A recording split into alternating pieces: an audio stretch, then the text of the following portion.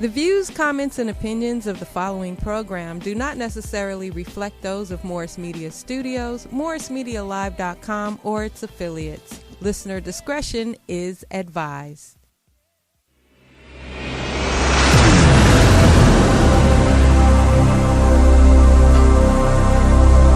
And accuse you of attacking them. Every case of police brutality against a Negro follows the same pattern. They attack you, bust you all upside your mouth, and then take you to court and charge you with assault. What kind of democracy is that? What kind of freedom is that? What kind of social or political system is it when a black man has no voice in court? Has nothing on his side other than what the white man chooses to give him. My brothers and sisters, we have to put a stop to this. And it will never be stopped until we stop it ourselves. They attack the victim. And then the criminals who attacked the victim accuse the victim of attacking him. This is American justice. This is American democracy. And those of you who are familiar with it know that in America, democracy is hypocrisy. Now, if I'm wrong, put me in jail. But if you can't prove that a democracy is not hypocrisy, then don't put your hands on me. Welcome to Melanated Politics. I'm Eric Clark. And I'm David Harper. Thank you so much for tuning in. Mr. Harper, all things considered, how are you today, my brother? Yeah, I'm blessed. Can't complain. Ready to get on these topics. Absolutely. Well, let's go ahead and dive right into it. Today's topics are very, very important, considering all things that are going on right now, currently speaking. First and foremost, the modern-day lynching of our brother George Floyd and the global response, the global support for justice. We're also going to discuss the anger over the so-called looters and your boy Drew Brees. What's up with your boy Drew Brees? We're also going to discuss that matter along with the response from his teammates, other sports figures, and entertainers, etc., etc. Now, this law and order president that's snaking the grass, President Trump, his response to everything that's going on, currently speaking, the melanated COVID-19 and the demand for justice and the calling out for the recognition of reconciliation with the videos that we have saw just recently, but we'll get off into all of that. The global response, my brother, the global support for the family of our brother George Floyd has been absolutely overwhelming. Would you agree with that, my brother? I absolutely would agree with that. Yes, absolutely. But to piggyback off what Brother Malcolm said, and we was talking about the justice system and police, we need to say their names. Derek Chauvin, I hope I said his name right. That was the police officer who murdered our brother George Floyd, a father, a man who was loved by many. He was charged with second-degree murder, and basically, the breakdown of him is he's been on the force for 19 years. 19 years, and he's had 18 complaints. 18 complaints. Wow. 18 complaints. And in the heavily redacted personal file in 2007, Derek Chauvin, the murderer, as Brother Malcolm said, the murderer of George Floyd, had a complaint by a woman alleging that he pulled her from her car and placed her on the back of a squad car for going 10 miles over the speed limit. Wow. So he's been on the force for 19 years. He had 18 complaints, but yet he's still working. Yet he wasn't prosecuted, and that lack of prosecution on him and his behavior led to, because yes, we have to blame him, but it's a system. It's a system, like what Brother Malcolm said. So the other three police officers, Jay Alexander, 26 years on the force, he hasn't had any issues previous to the George Floyd incident, but he was charged with abetting second-degree murder, abetting second-degree murder. Thomas Lane, 37, charged with abetting second-degree murder. Thomas Lane, he's 37, hasn't had any complaints on his record through the years. But I want to make sure I pronounce his name right. It was the Asian police officer, Tu Tao. I'm not sure. It's T.O. Forgive me, all my Asian brothers and sisters out there. I don't know how to articulate the names correctly, but he's 34. He's had 6 complaints. Wow. Now, he's the one that we also see on the video approaching aggressively some of the people that are commenting on it. He's had 6 complaints from file. He has 6 complaints in the file from Internal Affairs. But again, so 2 of the 4 have had history of problems with the community, but yet they still have a badge and they're still working. So we have to understand what it is. That global response that you're talking about has to do with a global systemic racism in a system that has for generations have put their weight on top of melanated people all over the world's necks for generations. So that response that we're seeing is the reaction to everything coming up. And I know you saw there was a young brother in London who said he said there's awakening in him. That's what he said. He said there's awakening in him that made him wish he would have been out there sooner. And he should have been out here before. But when that pressure builds up emotionally, spiritually, mentally, it just flows over. And that's where we are right now. And that's where we are. And I don't know how things are going to look after this, but I know they're going to look different. Yes. And I think we have to put the pressure on with making it look different. Part of that is us talking to about these topics on a platform like Morris Media Studios. Absolutely. Part of it is people out there protesting. Part of it is just being honest with your white friends, your white neighbors, your white relatives, in having those conversations. And for them to have those conversations like we're seeing now. Now, with respect to the global support of George Floyd, let's go ahead and check that out. From Brazil to Iran, thousands have gathered to show solidarity with U.S. protests over the killing of George Floyd. He died after a Minneapolis cop kneeled on his neck for nearly 9 minutes. The worldwide events echoed peaceful messages in support of the Black Lives Matter movement. In South America, hundreds of protesters came together outside Rio de Janeiro's state government building on Sunday. They demanded an end to police brutality against Black people within Rio's working-class neighborhoods, known as favelas. Iranians held a small demonstration on Saturday outside the Swiss embassy. 2 Syrian artists painted a mural in memory of Floyd in war-torn Idlib.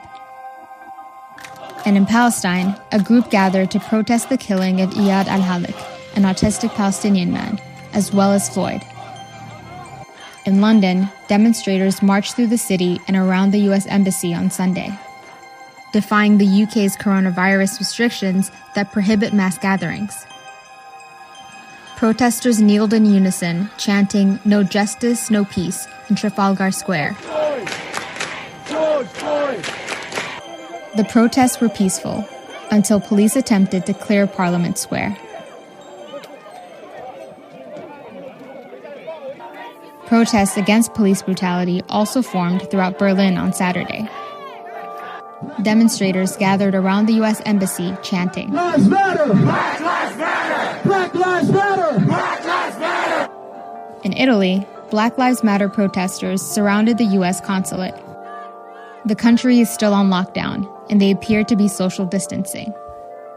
In Ireland, over 150 protesters gathered on Sunday with signs reading, "The world is watching." No peace. No justice. No peace. No justice. No peace. No justice. No peace. What you think about that video, my brother? That video was powerful. That video showed we actually have brothers and sisters all around the world. Yes, sir.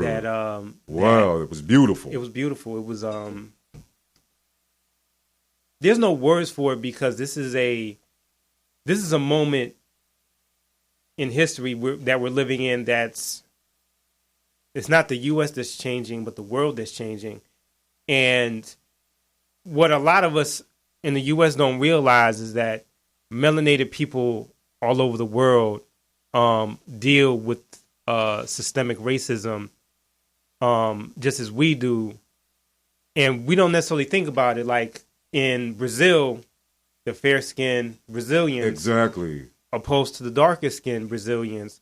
Or you hear a lot in the Latino community, Afro-Cubans or Latinos being treated differently than the lighter-skinned Latinos. And you that exists. And that was constructed by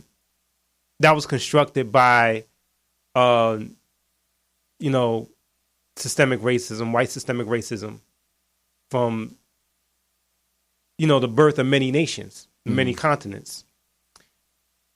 I think that particularly the video, the image that we saw in Palestine. Ooh. That was huge because they've been in such a battle war for freedom and for democracy and for equal treatment for so long, and they've been met by brute force. And it's been such a to see them respond to George Floyd, because they've had many George Floyds in their community. Yes, and there's 25%, 75%. The narrative of minority is it's a warfare manipulation tool. 75%, 3/4 of the world's population are quote unquote so-called people of color. Right. So when I see a video like that, it reaffirms that the reign of white supremacy is over. Let's take a call and we'll get back to it on the other side of the phone call. Thank you for calling in. Welcome to Melanated Politics. Hey, good morning. What's going on, Melanated Politics? What's going on, David? What's going on, Eric? This is Tim. Hey, what's going on, Tim? Hey. Hey. It's been a long time, fellas. Long time coming. Yes, indeed. But we know that a change is going to come. Yes, indeed. It's happening. Yes.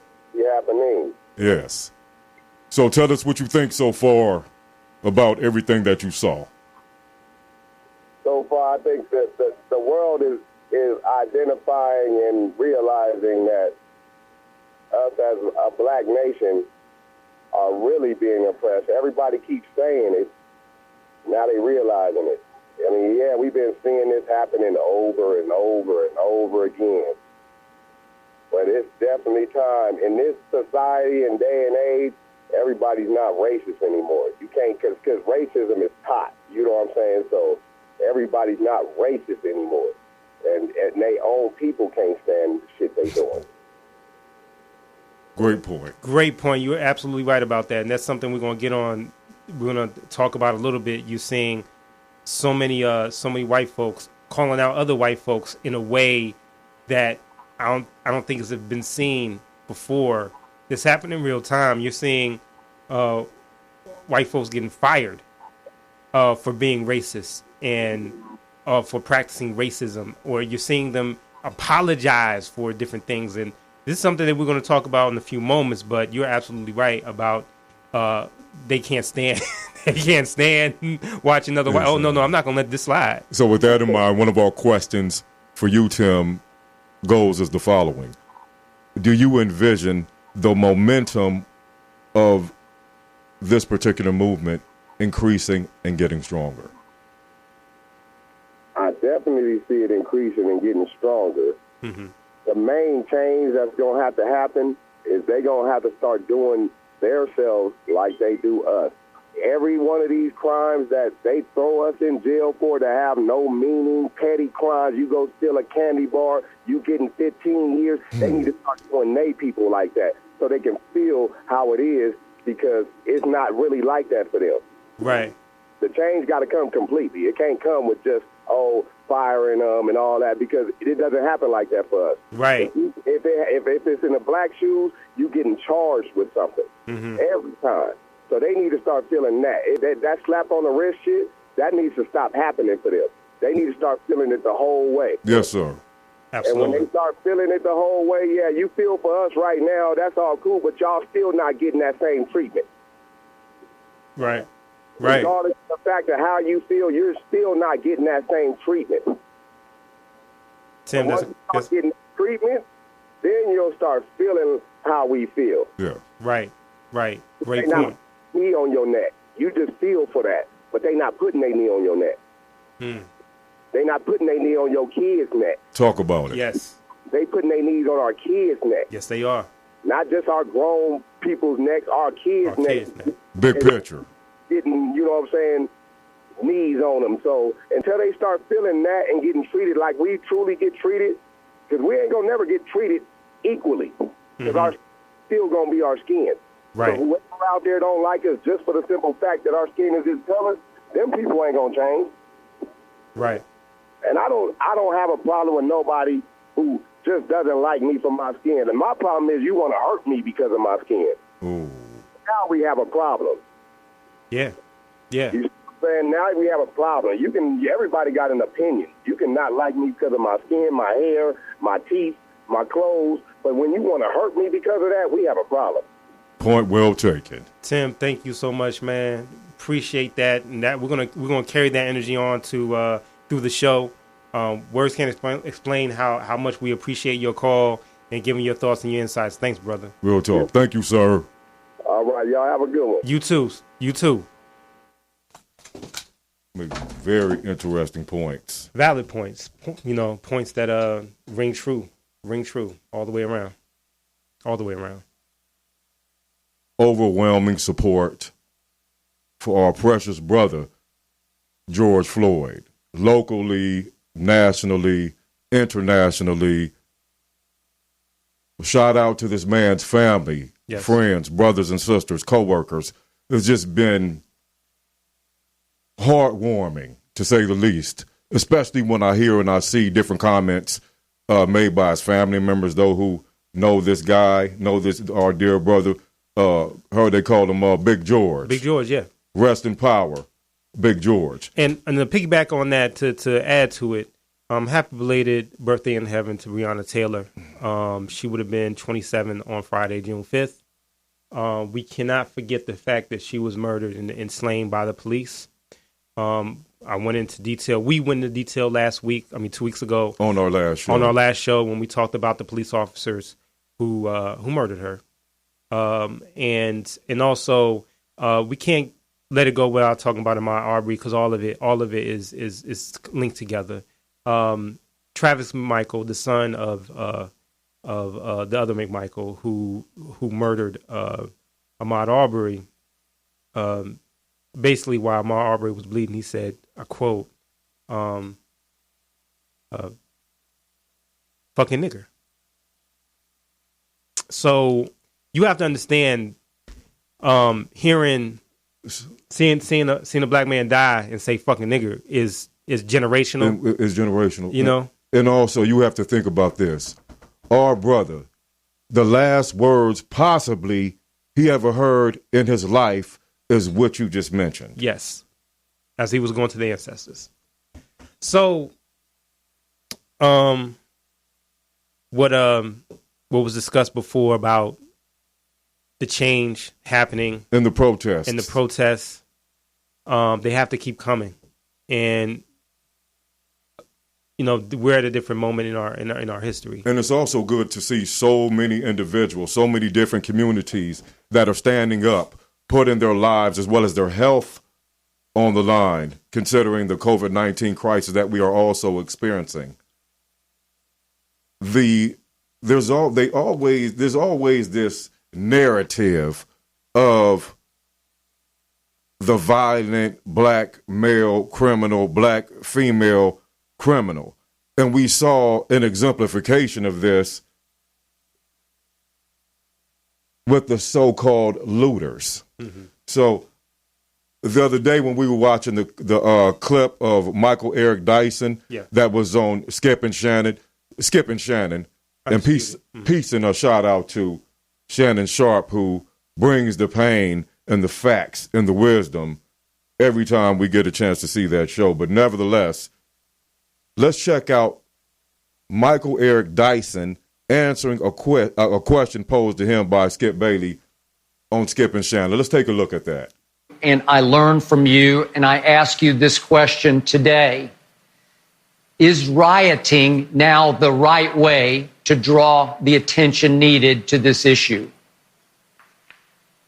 Well, it's a very powerful question. Obviously, clearly, no one condones rioting. No one condones the destruction of property. But oh my God, I wish we could be just as upset at the way in which black bodies are being torn limb from limb.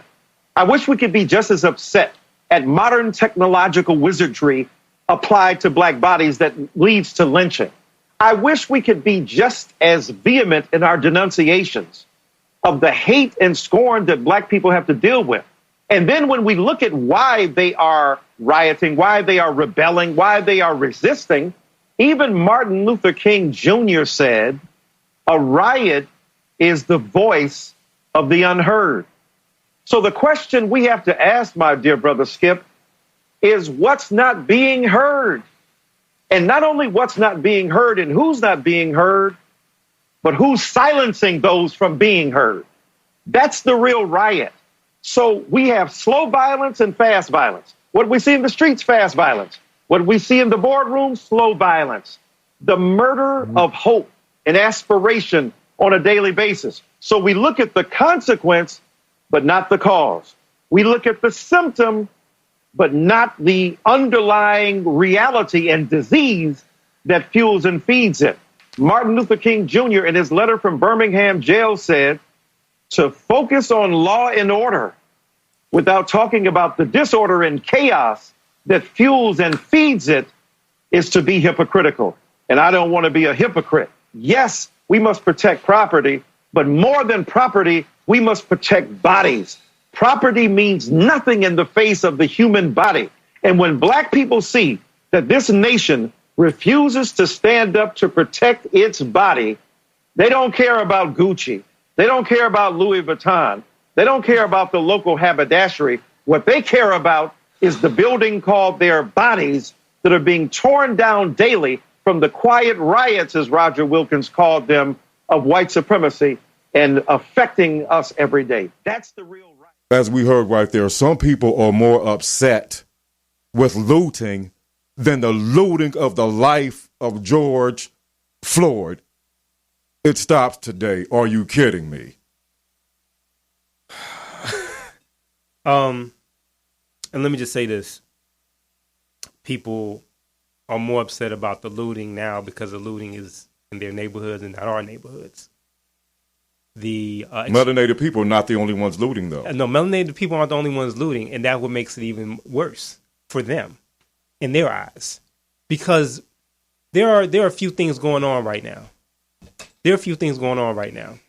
There's the reckoning of, as we've been talking about it, racism, the lynching of George Floyd, Breonna Taylor, and Ahmaud Arbery, and the others that came before them. But then there's also this clear vision, not clear vision, but this understanding, clarity of what's part of the problem. And so the looting aspect is also saying where we're looting, black, white, other, Asian, everything else, where we're looting, we're destroying property, but you're part of the problem. Okay, well, let's ask the Native Americans, who are the looters? You don't knock it off. Don't spit in my face and tell me it's raining. That's a whole show in itself. So the narrative That's a whole show in itself. the narrative is a form of a conspiracy, and it's also the highest, but at the same time, one of the most simplistic forms of manipulation. Yes. So that's something that we are combating right now. As we stated prior, it's overwhelming to see all these different communities globally speaking, standing out there. In New Zealand, they had the Maori dancers were getting the war dance. I think it's called the kaka. Yeah. Kaka. Yes. If I said that correctly, if I didn't, forgive me, my brothers and sisters. I've been chopping up titles and names all day, so we just gonna go with it. Also, Rich Eisen, the host on the NFL Network, yeah. He made a statement. We'll be going off into Drew Brees in a moment, but Rich Eisen had made a statement when he was posed certain questions pertaining to Drew Brees' comments, which we'll get off into momentarily. But nevertheless, I'm glad he said it, so I don't have to say it. People better be glad that black folk have a soul and are very forgiving, and looting on television is all you see. Because in other countries, and you continue to kill melanated and black folk over and over again, and there's no justification other than we're black folk. There's no accountability. The district attorney and the police officers and the grand jury are playing golf together and dropping off each other's kids at ballet practice. If it's not that, then what is it? Because there is no accountability. So as far as the looting, like Rich Eisen, decent Jewish American as far as I'm concerned, he said it. With the knee on the neck of black folk since 1619, and now we have to discuss these same issues and go through the same, let's just say what it is, white supremacy terrorism over and over again. Looting is letting them off the hook. Looting is letting them off. Well, looting is a. I work for myself right now. Right. I know a lot of business owners. Right. I get don't slap me if you hear both sides come out of my mouth, because, that's that snake in the grass, Donald Trump with the both sides comments. But having an open mind and being an objective individuals, I do understand property. But as our dear brother just stated, property should never be in the same the value of property should never be equated or in the same sentence as the value of a melanated life. And just shameless kind of not plug, but back in '98, I got a chance to meet Michael Dyson. Is that right? I did. You never told me that, bro. I got a chance to meet him. Actually, he had a book out, and at the time, and he autographed it for me. He gave it to me. He kind of pointed so deep. He pointed me out. I was working at the airport. I was working at a national airport in D. Well, they say it's D.C., but it's really Northern Virginia, in Alexandria, Arlington. And I was a young brother, being a gate agent, and he just came over to me and just gave me, a total focus. Like, "What's up, young brother?" This, that. And he signed the book, and some of my coworkers was like, "Who's that guy?" I said, "It's Michael." Of course, at the time they didn't know who he was. This was before he was on television all the time. Not all the time, but before he was as known as he is now. But he's consistent on his analyzing of race in America and our culture, and the way it's affected our culture, and the way we evolved from, and the way we try to grow with this trauma, because all of us have this trauma on every level, and he speaks on it so well. So like as I said before, I don't know where it's going to be different. I don't know how it's going to look, but it's going to be different because of everything that's happening, and the Drew Brees and everything's going on, not just with NFL, but different teams, different sports arenas are really dealing with this. Sports platforms are dealing with this in a challenging way. So it's a lot, y'all. It's a lot. Now, speaking of Drew Brees, instead of just quoting Drew Brees, let's listen to Drew Brees and let's listen to what his teammates NFL, and other athletes had to say, and we'll discuss it on the other side of the video. I'm going to just get straight to it. I see Drew Brees trying to do his part in keeping black folk down. You're a straight sucker for that shit, Drew Brees. We all got kids, so I'm going to try to mind what I say right now. Drew Brees, you're a straight sucker, man. You're a sucker for that, bro. Why you think all these young people out here protesting? Why you think they out here protesting? The looting, I can see you speaking on the looting and saying that's bad, you don't support that. But why you think all these young people out here protesting? I really ain't got no more words for you, bro. You're a sucker, man. Straight BS, man. Straight BS. And for all my Saints fans, for all my New Orleans people who still like your ass just because they want to win games, y'all right with them. You understand? Drew Brees, you're a sucker. You're going to be a sucker. You understand? Punk, man. Shout out Michael Thomas, man. Way to hold Drew Brees accountable, Mike. I don't give a damn if he throw you all them touchdowns. Hold his ass accountable. Wrong, bad timing, Drew Brees. Bad timing, bro. All right? You play for New Orleans and you live in New Orleans. All them black people in New Orleans that support you, Drew Brees, you got to be a little bit more sensitive to the timing, bro. You can't just be saying shit out your ass. Yeah, you should understand.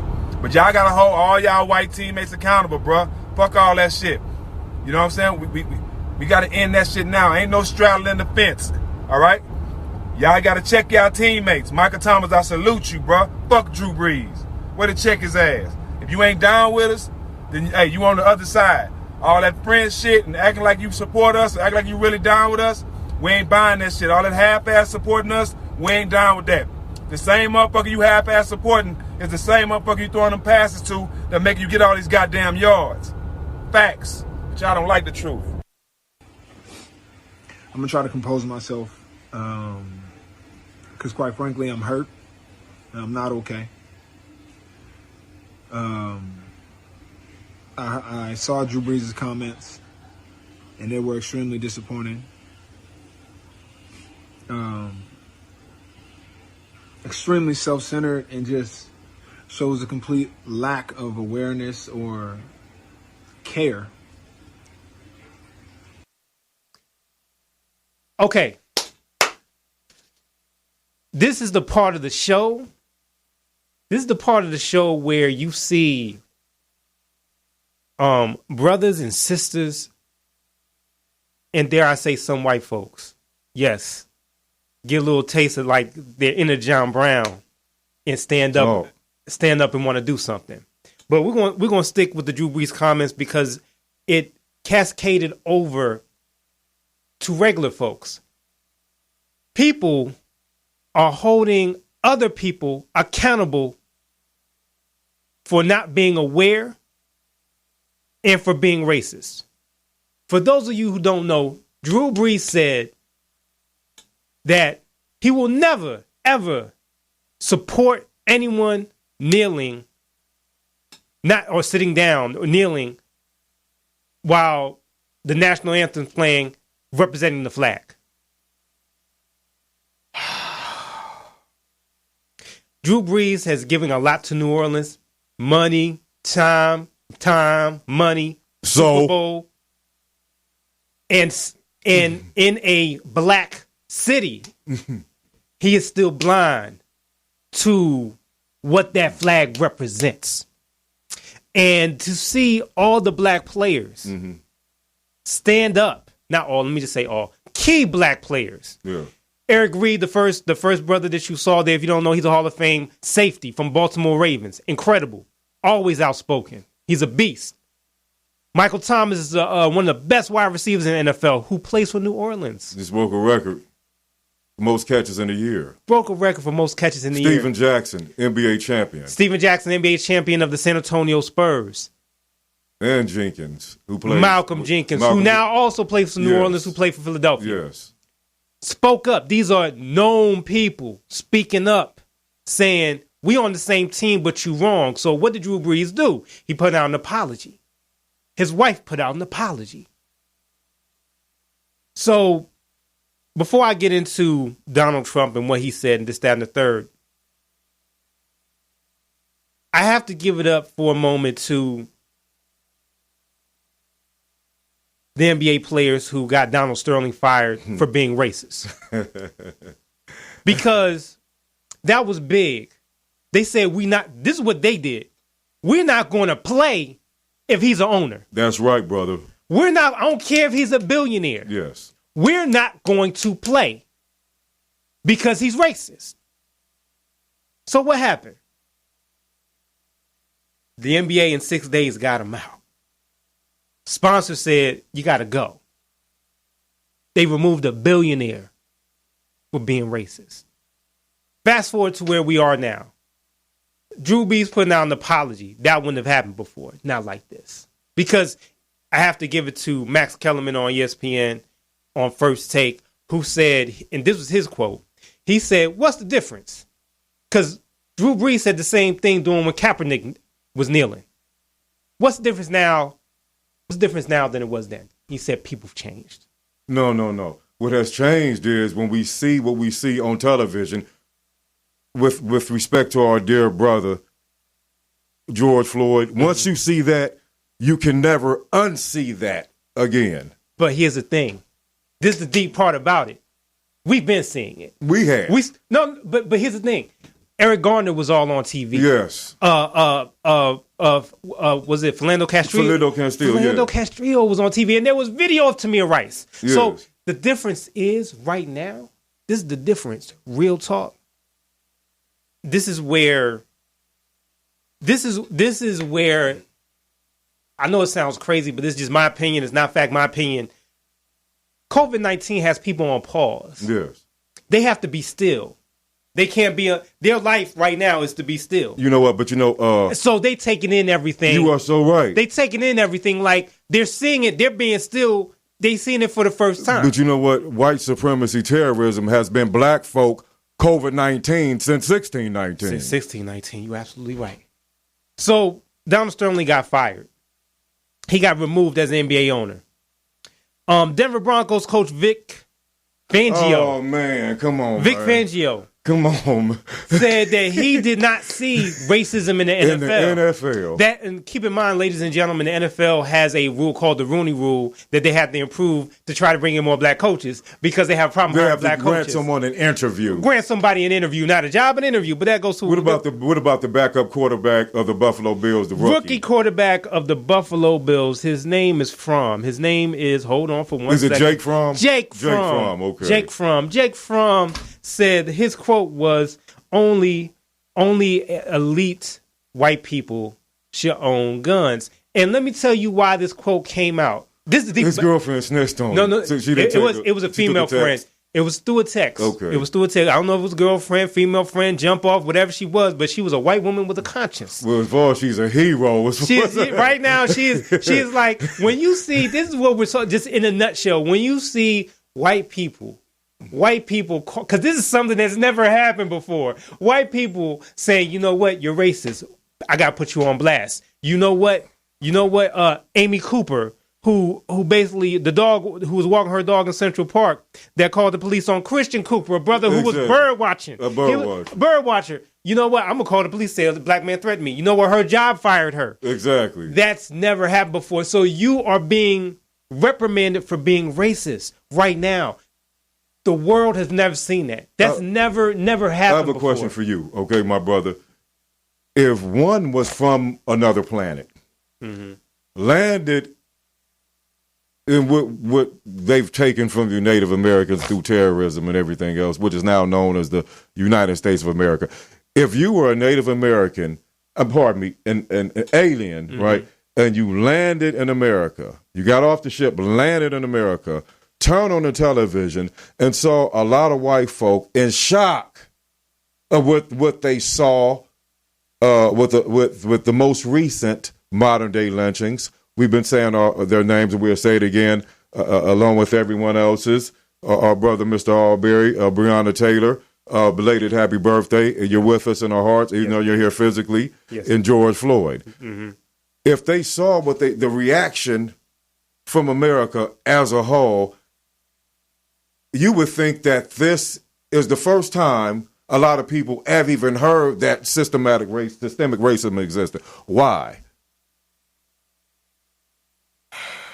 It's like it's so much shock. It's like, okay, now I'll pay more attention. Okay, now I'll stop. Now when I go to the next Thanksgiving, I'll tell my old uncle, stop saying Obama's from Kenya. Okay, now I'll do this. Now, I give people credit. I won't be negative regarding a change in someone's life or awareness, but about why now?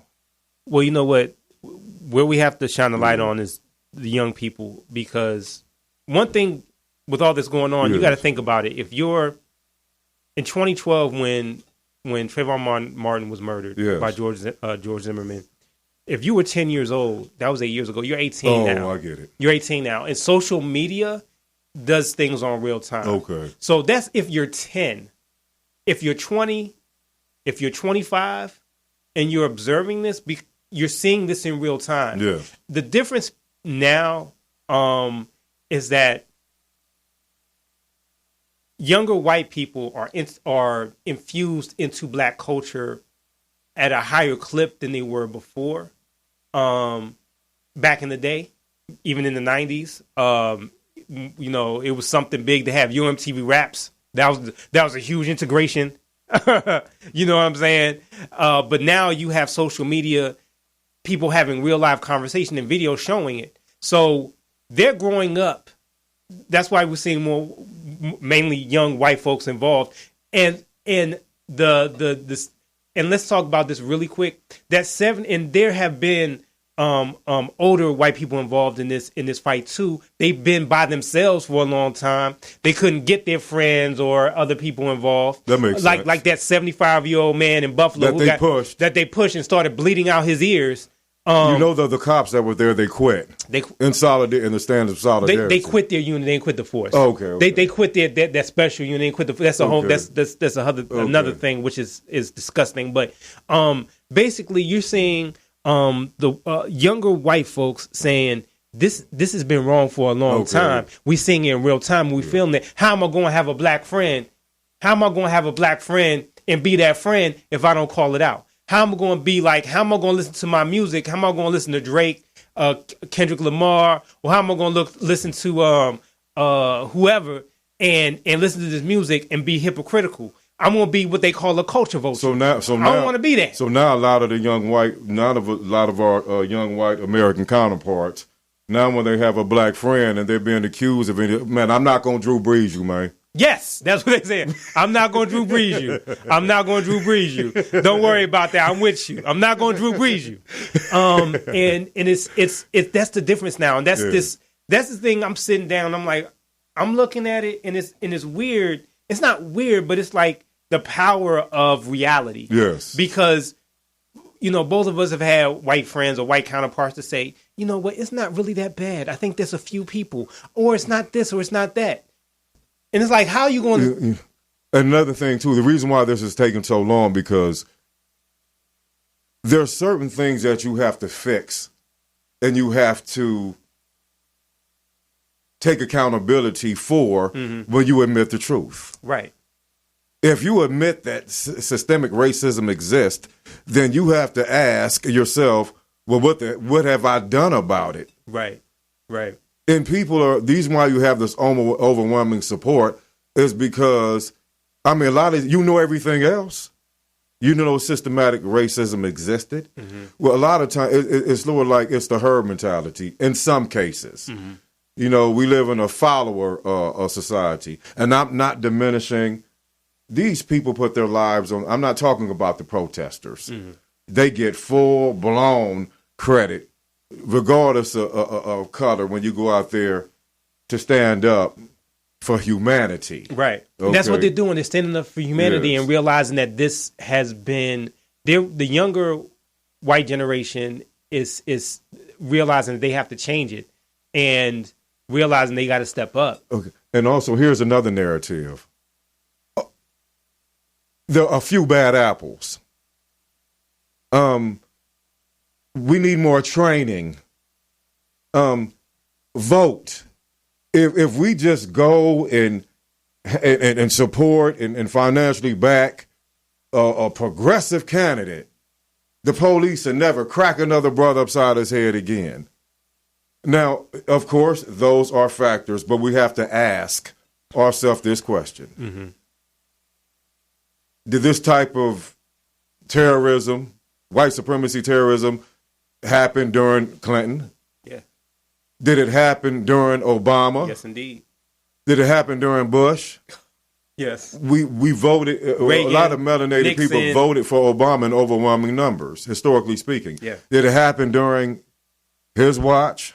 It did happen during his watch. So It increased on his watch. His presence increased it itself. Exactly. His presence, his melanated presence increased it. Him being, which we talked about, we can do a separate show about this. And we would be remiss if we didn't mention that the Obama presidency and all the just the open racism and people calling the cops on everyone black that's living their life is also as a result of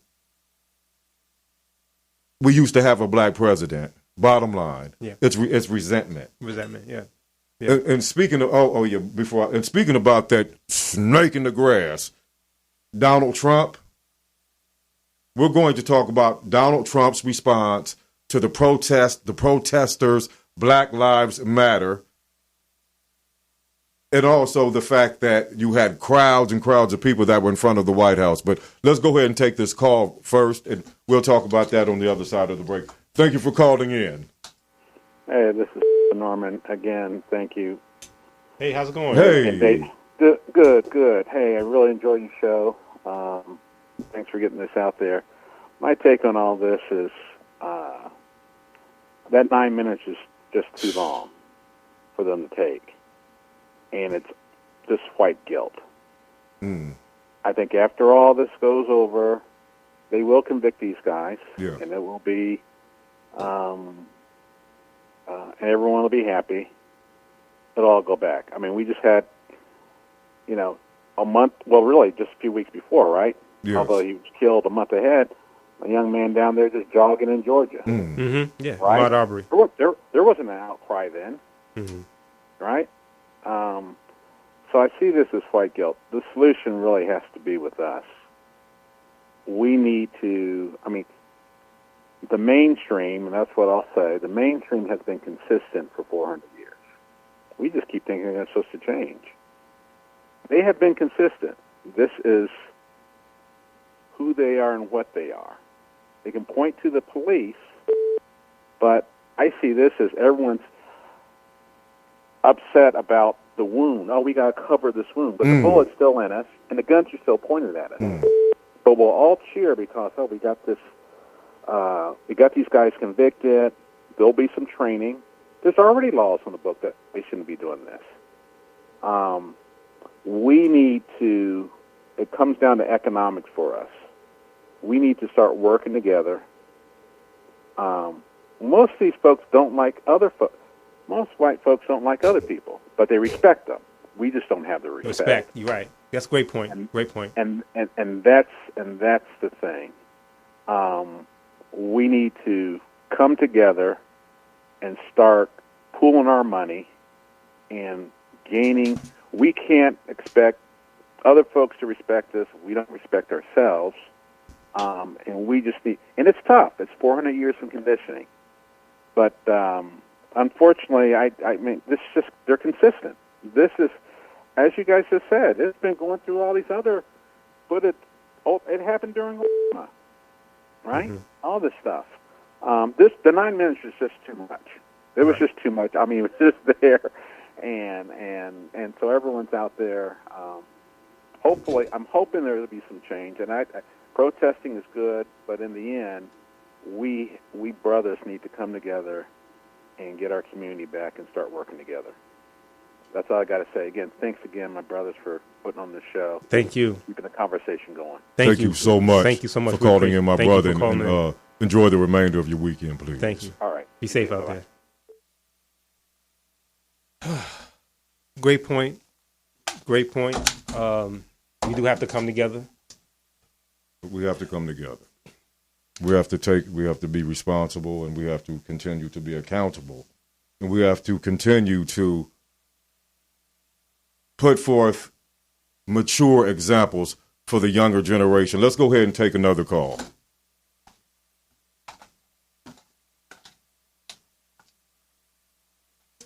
Thank you for calling in. What's really going on?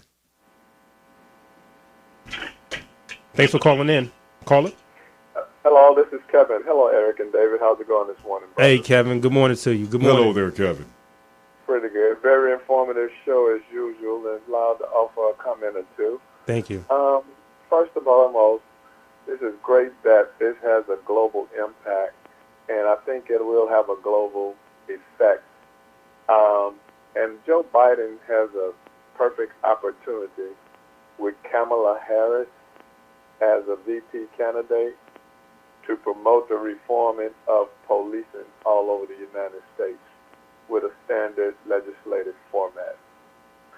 And also, it would be an opportunity to reach out internationally to address the same type of treatment of people of color all over the world, using organizations like the United Nations to set a policy template. Also, I think he would have the opportunity to develop comprehensive racial policy in terms of not only police protection but other disparities that exist, such as health care, such as employment, and things like that, because you could address racism from a systemic standpoint across many facets of how it exists. So he has a unique opportunity, along with the Congressional Black Caucus, to really go ahead and change things and set a template not only for America, but for globally. And as so far as Drew Brees is concerned, that's just damage control. Yeah, that's just damage control, because he has to remember he's marginalizing the impact of the very same people who block for him and who make him a performer. So he could really suffer from the physical impact of his indifference.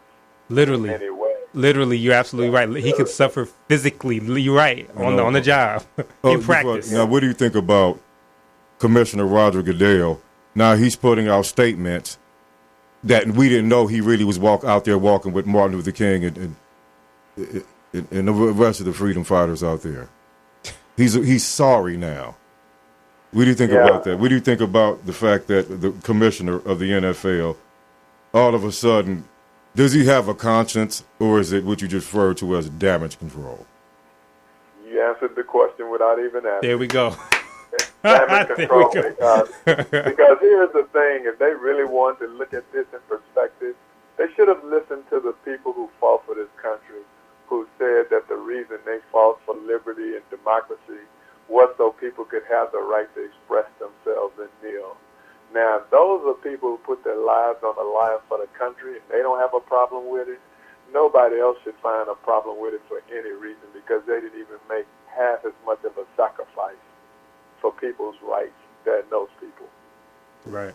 Agreed. So if they had any sense and wasn't driven by personal bias, they would go ahead and just look at those people and say, well, if they feel that way, I have to feel that way by default, because my commitment to this country is even as great as theirs.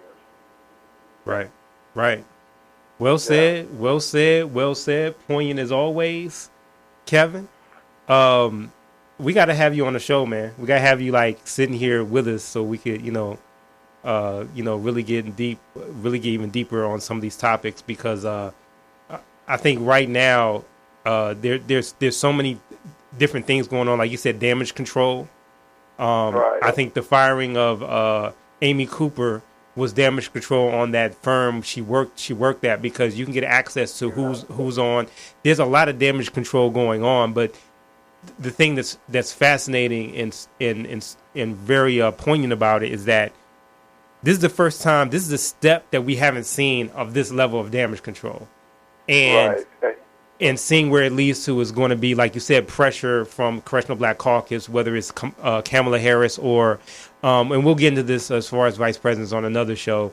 The sister down in Florida who used to be a former police chief or a former police officer who's a congresswoman. Yes.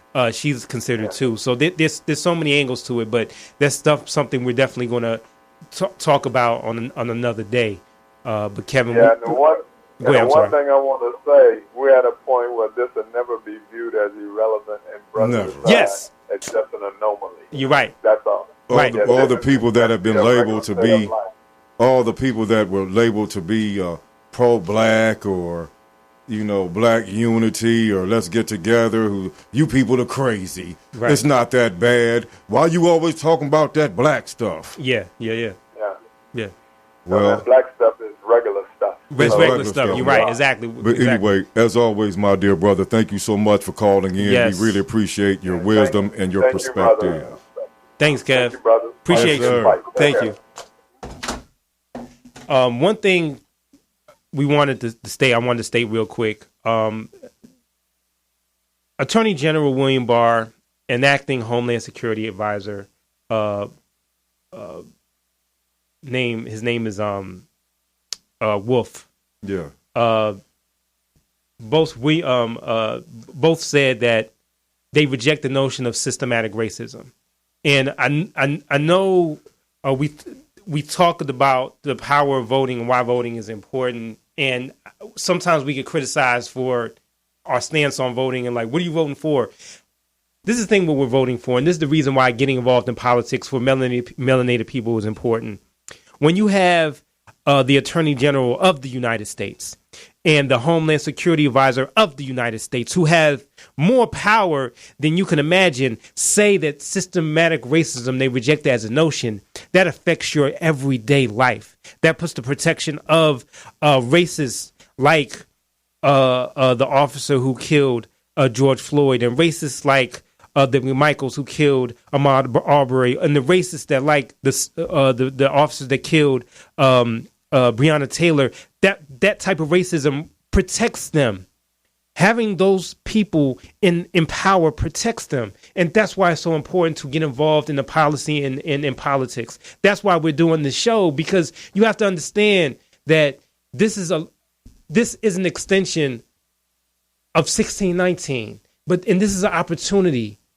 This is an opportunity for us to break that. If we're going to live in this country, we have to work on breaking it for our children, for our great-grandchildren. What did you do at this moment? Did you vote in November? And if you didn't, why not? How can you say voting doesn't matter right now? So I just had to say that before we moved on. Eric? Where does President Trump stand in all of this? I think we already know the answer to this question. When you have the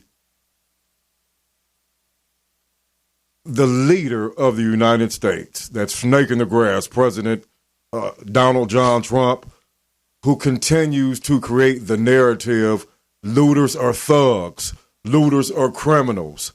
President Obama, he would have bit your head off if you walked in the back room with him. We're tired of it, okay? And we're doing something about it. So peace and major full-blown props to those that have been out on the streets protesting, to those that have given money, given their time, given their heart, given their passion.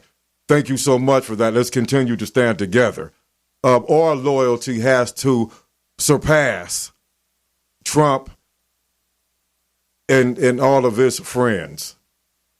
So we would like to thank you for tuning in to Melanated Politics on this Sunday afternoon. And as always, we define Melanated Politics as the essence of color in politics, meaning war without bloodshed. Also, before we let you go, we want to leave you with the words of our president, Donald Trump, and his message that he gave the cops and not too long ago. And real quick, real quick, we want to thank two strong sisters who've been supporting us from day, the poetess and Sheena, who also give a platform for other podcasts on this media platform. I don't know all the shows. I know there's some great shows on here.